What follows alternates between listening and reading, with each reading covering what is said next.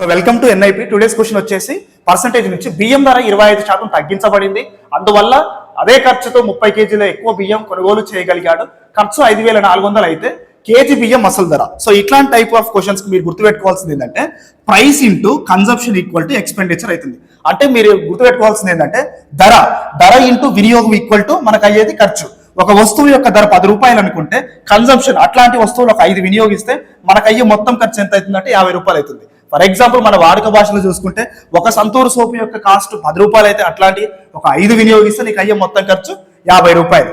So నువ్వు ఇప్పుడు ఈ టైప్ ఆఫ్ క్వశ్చన్ ఏంటంటే నువ్వు ఒక మార్కెట్ కు ఒక 100 రూపాయలు తీసుకొని పోయినావు. సో మార్కెట్ పోయిన తర్వాత ఏమైందంటే ఒక 100 రూపాయలు నువ్వు ఖచ్చితంగా ఖర్చు పెట్టదలుచుకున్నావు. సో ఆడి వాంగన ఏమైంది, నిన్ను చూసి ఆ వస్తువు ధర అనేది తగ్గింది.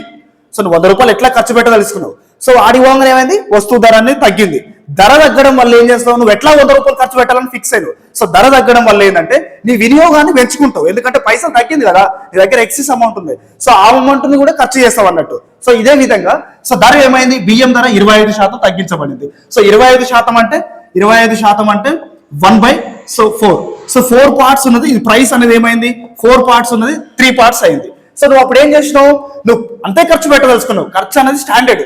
సో వినియోగం ఏమవుతుంది అప్పుడు, కన్సంప్షన్ 3 పార్ట్స్ ఉన్నది 4 పార్ట్స్ అయింది. అంటే నువ్వు 3 వినియోగించదలుచుకున్నది సో 4 వినియోగించుకున్నావు ప్రైస్ తగ్గడం వల్ల.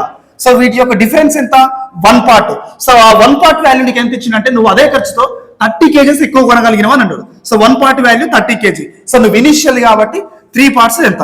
సో 3 పార్ట్స్ ఏంటంటే 3 × 30 చేస్తే 90. నువ్వు 90 అనేది వినియోగిస్తున్నావు అన్నట్టు. సో నీకు కేజీ బియ్యం ధర కావాలన్నప్పుడు ఇక్కడ మనం వెళ్ళాక సంతూర్ సోపులు చేసినాం. సో 5 సంతూర్ సోపులు ఒక్కొక్కటి దానికి 10 రూపాయలు అయితే మనకి 50 రూపాయలు అనేది వచ్చింది. సో ఇక్కడ నీకు ఖర్చు ఎంత ఇచ్చిండు, మొత్తం ఖర్చు 5,400 అని ఇచ్చిండు.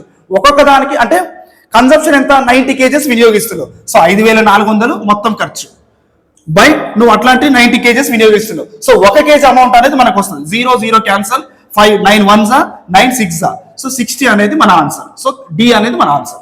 Okay, thank you.